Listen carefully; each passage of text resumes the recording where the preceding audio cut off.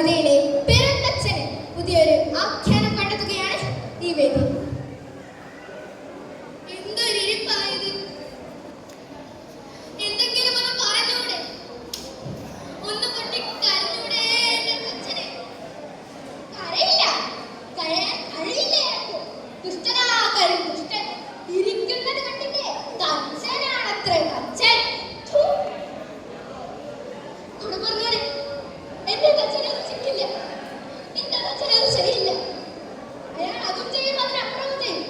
മരത്തടിയിൽ ഉളികൊണ്ട് കൊത്തി മനസ്സ് മരവിച്ചു പോയതാ. നിന്നവൻ പോയതിലല്ല, നിന്റെ മോളുടെ കണ്ണീര് കാണേണ്ടി വന്നതിലാണ് എനിക്ക്. ഞാനത് ചെയ്തില്ല അച്ഛന. താനെ അത് ചെയ്യൂ. തന്റെ മോൾ തന്നേക്കാൾ കേൾക്കാൻ നിന്റെ കെറുവ എന്തിനാണോ എനിക്ക്? ഞാൻ പെരുന്തച്ഛന്റെ മകൻ. പണമാപ്പാട് നടക്കുന്നതല്ല. നേർമാൻ പറഞ്ഞ് പ്രചരിപ്പിച്ചതുമല്ല ശരി. അന്ന്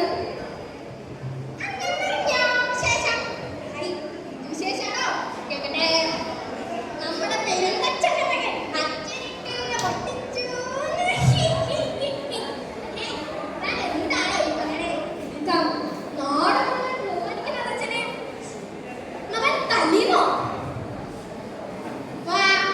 നമ്മുടെ പാവത്തിന്റെ അച്ഛനൊരു കവിയെ വെച്ച് തല്ലുന്ന നീ കണ്ടതാണല്ലോ.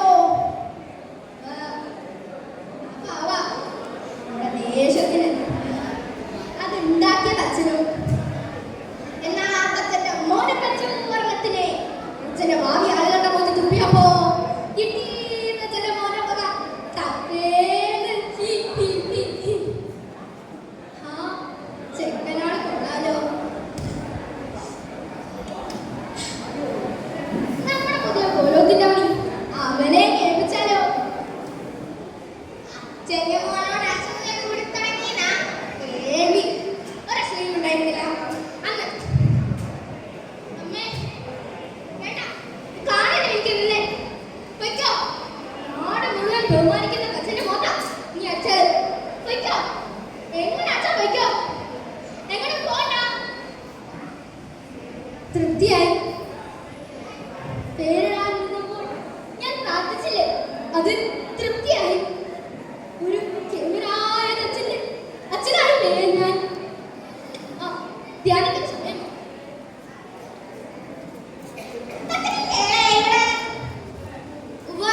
ധ്യാനത്തിലാ.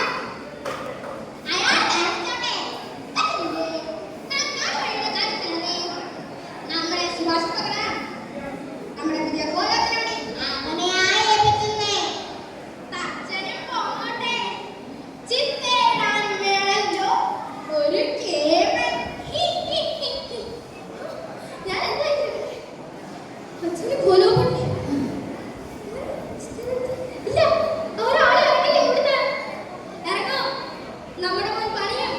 കോലോപ്പണി മുമ്പില്ലാത്ത വിധം കേമാവും.